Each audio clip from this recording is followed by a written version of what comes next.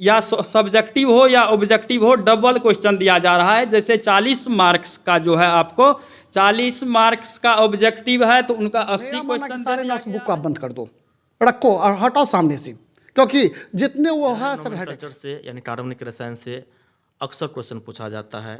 उसके बाद आप बायोलॉजी में आएंगे तो बायोलॉजी में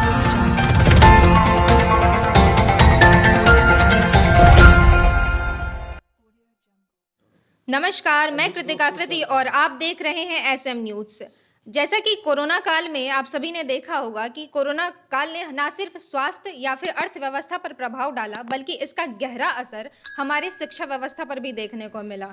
इसी दौरान जब हम शिक्षा व्यवस्था या फिर कोरोना महामारी के मध्य हम उभरते हुए दौर में हैं, तो इसी मध्य बिहार सरकार ने 10वीं बोर्ड परीक्षा के लिए तिथि की घोषणा कर दी है। बिहार सरकार द्वारा की गई घोषणा के मुताबिक बिहार बोर्ड परीक्षा की तिथि 17 फरवरी से आरंभ हो जाएगी। इसी कड़ी में आज हम सुपौल बिहार के त्रिवेणीगंज प्रखंड के बालिका उच्च विद्यालय के कुछ शिक्षकों से वार्तालाप करने आए हैं, जो कि आपको इस जो परीक्षा जल्द ही आने वाली है, परसों से जब एग्जाम शुरू होने वाला है आप लोगों का, उसके लिए कुछ बेहतरीन और उम्दा टिप्स बताए जाएंगे जो आपको इंस्टेंट काम करने वाले रहेंगे, यानी कि कम समय में आप कैसे अधिक से अधिक चीजें गेन कर पाएं, वो आपको उसकी जानकारी मिलेगी। साथ ही आपकी पहले बोर्ड परीक्षा होती है तो फिर बहुत सारे स्टूडेंट नर्वस होते हैं, बहुत सारी प्रॉब्लम होती है, तो उस पर भी हम बात करेंगे, इसके गाइडलाइंस पर भी बात करेंगे। पहले हम आपको इंट्रोडक्शन करवाते हैं हमारे आज के मुख्य अतिथियों से, यहाँ के शिक्षकों से। आज हमारे साथ हैं अमरदीप सर, जो कि यहाँ पर आपको गाइडलाइन बताएंगे, और ये गर्ल्स हाई स्कूल स्कूल के टीचर हैं। और इसके अलावा हमारे साथ हैं विजय सर एसएसटी के टीचर हैं, यहाँ पर सामाजिक विज्ञान के बारे में इनसे आपको बेहतरीन जानकारी मिलेगी। हमारे साथ हैं राजेश सर, जो कि विज्ञान से हैं। आपको विज्ञान सबसे टफ सब्जेक्ट माना जाता है जब आप 10वीं के पड़ाव पर होते हैं, जो इनिशिएट पड़ाव होता है, तो आपको इनसे बहुत बेहतरीन गाइडलाइंस मिल जाएंगे। इसके साथ हमारे साथ है सुभाष सर, मैथ्स के नाम पर ही बच्चे डरते हैं, बहुत सारे बच्चे। मैथ्स तो ऐसे होता है कि गोलमाल वाला सब्जेक्ट है, तो चलिए मैथ्स के लिए तो आपको बेहतरीन टिप्स मिल ही जाएंगे। और संस्कृत, कुछ लोगों की मनोधारणा होती है कि संस्कृत हमारी जो राष्ट्रभाषा वो देवनागरी वाली भाषा है, कुछ लोगों की मनोधारणा संस्कृत को लेकर बहुत बेहतर नहीं मानी जाती, या फिर कुछ लोग होता है कि जो बहुत ईजी मानते हैं, इसे बहुत ही बेहतर मानते हैं। तो जो भी आपके कॉन्सेप्ट रहे हो, आज हम संस्कृत पर भी बात करेंगे आपसे, और वो बात होगी आपके 10वीं बोर्ड परीक्षा को लेकर। तो चलिए हम सबसे पहले ये जानने की कोशिश करते हैं कि ये इस कोरोना काल ने क्या कुछ प्रभाव डाला। पहला सवाल सर मैं आपसे पूछना चाहूंगी विजय सर, कि आप सामाजिक विज्ञान के शिक्षक हैं, तो सामाजिक जानकारी के तौर पर एक जानकारी जानना चाहेंगे दर्शकों के लिए कि ये जो कोरोना का जो टाइम रहा है, इस कोरोना काल ने विद्यार्थियों के शिक्षा दीक्षा पर अपना क्या प्रभाव डाला है, क्या असर डाला है, इस आपका क्या अनुमान है? सबसे पहले तो हम ये कहना चाहेंगे कि कोरोना का जो काल है, इस काल में सभी लोगों को मैक्सिमम नेगेटिव ही दिखता होगा कि कोरोना सिर्फ क्षति लाया है, लेकिन मेरी नज़रों से सभी लोग देखें तो इस कोरोना काल में नेगेटिव के साथ साथ बहुत कुछ पॉजिटिव आया है।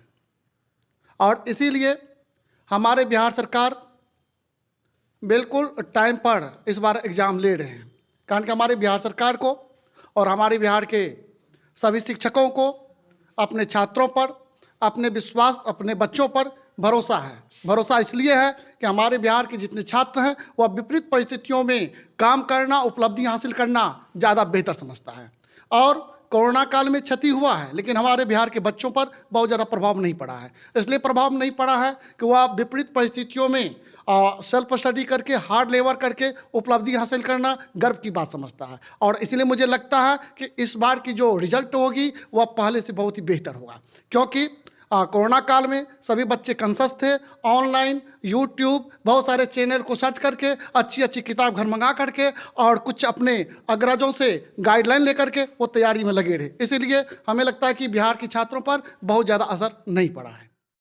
तो सबसे पहले विद्यार्थियों के लिए परीक्षा की गाइडलाइन की जानकारी होना उन्हें बहुत ही आवश्यक होता है। तो चलिए हम अमरदीप सर से जानते हैं कि परीक्षा को लेकर क्या कुछ गाइडलाइन बिहार सरकार द्वारा जारी किए गए हैं, और साथ ही क्या कुछ बच्चों को तौर तरीके उस परीक्षा के दौरान में। Project girls high school +2 history के टीचर हैं और फिलहाल असिस्टेंट CS भी हैं और परीक्षा कंडक्ट करवाते आ रहे हैं।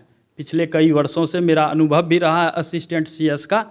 तो हम सबसे पहले जो नया इस बार स्टूडेंट एग्ज़ाम 17 फरवरी से होने वाला है, ये कहना चाहेंगे कि बच्चे ज़्यादा दिग्भ्रमित हो जाते हैं और डर जाते हैं, तो जिसके चलते उनका अटेंडेंस सीट, OMR सीट और ग्रुप सेट जो है वो गलती हो जाता है। और बोर्ड का ऐसा इंस्ट्रक्शन है कि उस पर OMR पे या किसी भी पेपर जो उनका है उस पर व्हाइटनर नहीं लगना चाहिए, जिससे बोर्ड को प्रॉब्लम होती है।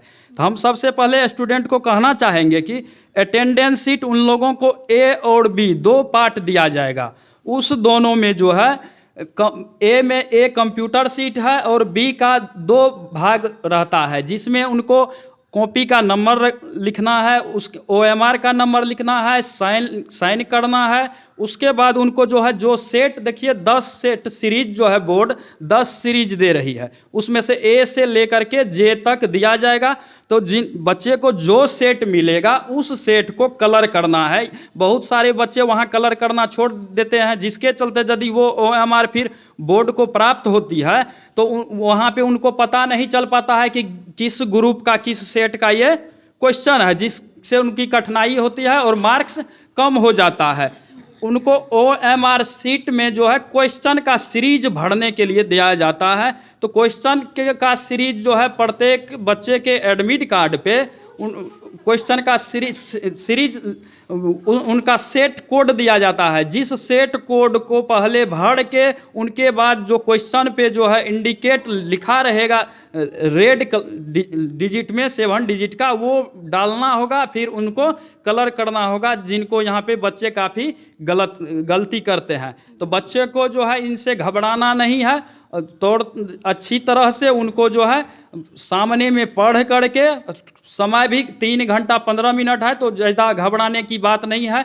क्वेश्चन की जहाँ तक बात है तो इस बार जो है सभी या सब्जेक्टिव हो या ऑब्जेक्टिव हो, डबल क्वेश्चन दिया जा रहा है। जैसे 40 मार्क्स का जो है आपको 40 मार्क्स का ऑब्जेक्टिव है तो उनका 80 क्वेश्चन दे दिया गया है, और बच्चे को उसमें सिर्फ 40 बनाना है, जहां से 1 to 80 में से जो उनको जिस नंबर का हो रहा है वो अपना ऑब्जेक्टिव ABCD वो कलर कर ले। तो इसमें उसी प्रकार सब्जेक्टिव लॉन्ग क्वेश्चन जो है, लॉन्ग क्वेश्चन में भी डबल चॉइस दिया हुआ है, तो उसमें भी आधा जितना बनाने के लिए है उसमें से चूज करके वो बना सकते हैं। इसलिए बच्चों को घबराने की कोई ज़रूरी नहीं है, अपने बिना किसी भय के जा करके परीक्षा दे सकते।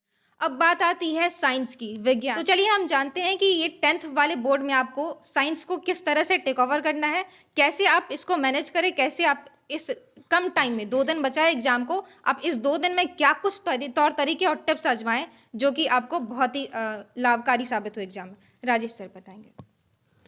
पहला तो चीज़ है कि जो विज्ञान विषय है, इसके जो भी छात्र हैं वह किसी भी ज्ञान को रीअरेंज करते हैं, यानी सुव्यवस्थित करते हैं। अभी का जो आपने बताया कि बहुत ही कम समय है और सरकार बेसिक नॉलेज बच्चे के पास है या नहीं, इसी का आकलन कर रही है। तो जनरली हम समझते हैं कि जब तक थ्योरी नहीं होगा, जब तक सब्जेक्ट नहीं होगा, तो ऑब्जेक्ट नहीं हो सकती है। जो परीक्षा का पैटर्न है, इसमें आप देखिए 3 प्रकार के प्रश्न पूछे जा रहे हैं। पहला है ऑब्जेक्टिव, तब है शॉर्ट क्वेश्चन, तब है लॉन्ग क्वेश्चन, और समों का बेस उसका थ्योरी होता है। अगर बच्चे थ्योरी अच्छी तरह से पढ़ लें तो तीनों तरह का टाइप्स का जो क्वेश्चन है इजीली बना सकता है। और अभी जो कम समय बचा है, इसके लिए बच्चे सबसे ज़्यादा फोकस डिफिनेशन और फार्मूला पर दें। इसका 100% इसका ऑब्जेक्टिव सॉल्व हो जाएगा। डायरेक्ट क्वेश्चन रहता है फार्मूला बेस, थ्योरी बेस। मैं अभी इतने जो कम समय बचा है, बच्चे हिम्मत नहीं हारें, धैर्यपूर्वक आत्मबल को मजबूत करते हुए आप डिफिनेशन को याद कर लें, फार्मूला याद कर लें, और वह मैक्सिमम 100% मैं यहाँ तक कर सकता हूँ। वैसे तो साइंस का ज्ञान अथाह ज्ञान है और उसको सुव्यवस्थित क्रमबद्ध करके ही आगे बढ़ा जा सकता है। और डेप्थ, नॉलेज के डेप्थ के लिए थ्योरी पढ़ना अत्यंत आवश्यक है। एग्जामिनेशन पॉइंट ऑफ व्यू से जब कम समय बचा है तो उसका पुनरावृत्ति होना चाहिए, डिफिनेशन का, फार्मूला का और कहना बच्चे है कि अच्छे करें। ऑब्जेक्टिव तभी संभव है जब सब्जेक्टिव पर आप काम करेंगे। तो आप लास्ट टाइम में इस 2 दिन जो बचे हुए हैं उसमें आप डेफिनेशन और फार्मूला पर वर्क कीजिए। चलिए अब हम जानते हैं मैथ्स जिसके लिए गोलमाल जैसे वर्ड यूज़ किए जाते हैं, तो इस गोलमाल को कैसे इस 2 दिनों में गोलमाल के छक्के छुड़ाए जाते हैं। आइए जानते हैं सुभाष सर से हम कि मैथ्स के लिए क्या कुछ टिप्स और तौर तरीके आजमाए जा सकते हैं परीक्षा में। मैं ये कहना चाहता हूँ कि विद्यार्थी के लिए मैथ्स बहुत कठोर सब्जेक्ट नहीं है, इसलिए कि कम समय में अगर विद्यार्थी अच्छा एग्ज़ाम देने के लिए चाहे तो 2019 और 20 का पूछे गए प्रश्न को बीएसईबी का देख ले तो उसके लिए बहुत अच्छा मार्क्स ला सकता है। बच्चा अपने कमजोरी को दूर कर सकता है। इसके लिए और अलग से भी चॉइस है। बिहार सरकार के द्वारा इस बार हर क्वेश्चन में डबल चॉइस दी है।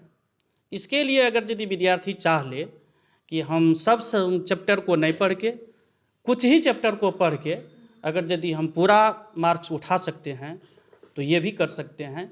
विद्यार्थी अपना इस अवसर का फायदा उठा सकता है। संस्कृत जो कि कभी विवादों में रही है तो कभी संस्कृति की धरोहर मानी गई है। चलिए संस्कृत के बारे में जानते हैं। 10वीं परीक्षा के लिए क्या कुछ तैयारी की जा सकती है इस कम समय में। देखिए, कॉपी जांचने का भी काम करते हैं हम, एग्जामिनर का भी काम करते हैं। हर बार जाना पड़ता है कॉपी जांचने के लिए। तो खास करके वहाँ हम देखते हैं कि विद्यार्थी जो बहुत बड़ी गलती करता है कि वो जो क्वेश्चन नंबर होता है, जैसे उसको 4 नंबर का जवाब देना है, तो 4 नंबर जो वो लिखा है विद्यार्थी, तो वो एग्जामिनर को चलते ही नहीं रहता है कि वो 4 है कि 8 है कि 9 है, कि चलता है नहीं। और उसका और जो कुछ भी गलत या सही लिखा रहता है वो एग्जामिनर को खास करके चलता ही नहीं रहता है। तो फिर एग्जामिनर उसमें मार्किंग कैसे करेगा। और ख़ास करके अभी जो कम समय में जहाँ तक जो है तैयारी करने की बात उठी है, तो इसमें जो इसके लिए खास करके जो सैंपल सेट जो अभी चला हुआ है, वो सैंपल सेट का सब विद्यार्थी सहारा ले।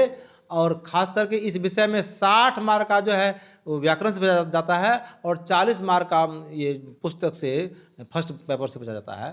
तो इसकी तैयारी जो है खास करके वो नेट द्वारा दिया रहता है सैंपल सेट या जो भी, तो उसको वो बनाते रहे। अगर विद्यार्थी उसका पढ़ाई का क्रम अगर टूटता है, अगर बीच में छोड़ता है कुछ पूजा को लेकर के जैसे भी, तो वो ज़्यादातर भूलेगा और बहुत कम लिख पाएगा और इसमें तब फेल करने की संभावना ज़्यादा बनी रहती है।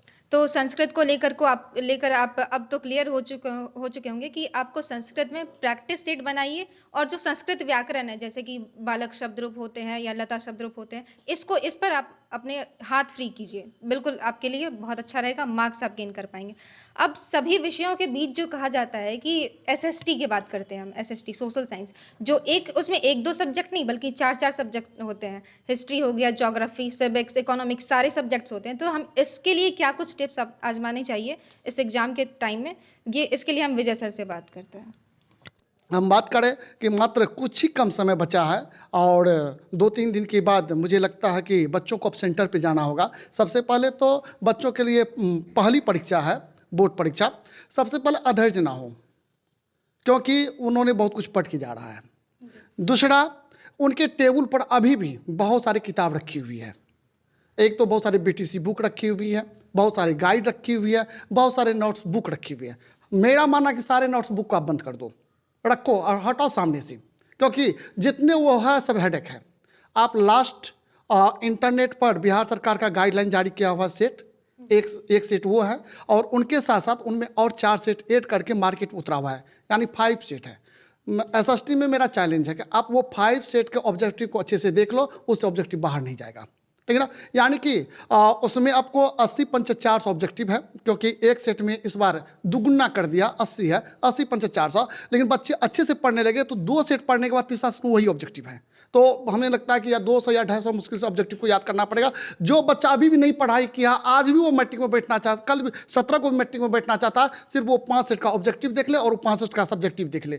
खास करके उसमें जो इंपॉर्टेंट क्वेश्चन, उस पर भी हम चर्चा कर देते हैं। हिस्ट्री से असहयोग आंदोलन है, सविनय अवज्ञा आंदोलन है, रूसी क्रांति है, इसके बाद छात्र आंदोलन है, और भी कुछ है। यदि ऐसा लगेगा तो हम सही सेट फ्लैश कर देंगे, वो सब इंपॉर्टेंट वो आने वाला है, ठीक है ना। हाँ, ये जो आपको ज्योग्राफी में आपको संसाधनों का सतत विकास है, और इसके बाद जो है आर्थिक नियोजन है, नदी घाटी परियोजना है, ये सब काफ़ी इंपॉर्टेंट है, बच्चा उस पर प्रैक्टिस करे। दूसरी बात है कि बच्चा जब एग्जाम हॉल में जाए तो ये ना सोचे कि हमारे पास 3 घंटा है, वो ये ध्यान रखे कि हमारे पास 1.5 घंटा और 1.5 घंटा है। ऑब्जेक्टिव के 1.5 घंटा, क्योंकि 1.5 घंटा वो ऑब्जेक्टिव कंप्लीट होने के बाद वो ले लिया जाएगा, फिर दिया जाएगा, तब उसके पास हमारा 1.5 ही घंटा बचता है।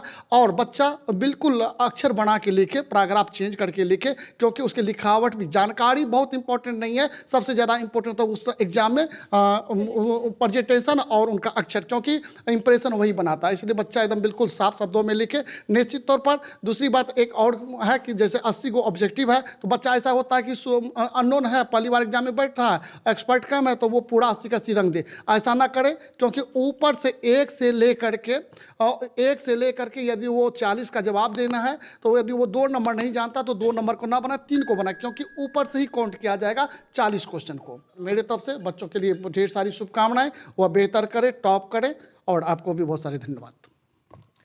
तो अलादीन का चिराग मिल गया आपको, ऐसा समझ लीजिए सोशल साइंस के लिए। एसएसटी के लिए आपको बहुत ही बेहतरीन सुझाव मिल गया है। अब हम अगला जानना चाहते हैं साइंस के बारे में। साइंस को लेकर के भी बहुत हैक्टिक रहते हैं बच्चे। साइंस को लेकर के सर आप कुछ टिप्स, कुछ ऐसे टॉपिक जो बहुत इंपॉर्टेंट हो एग्जाम के लिए।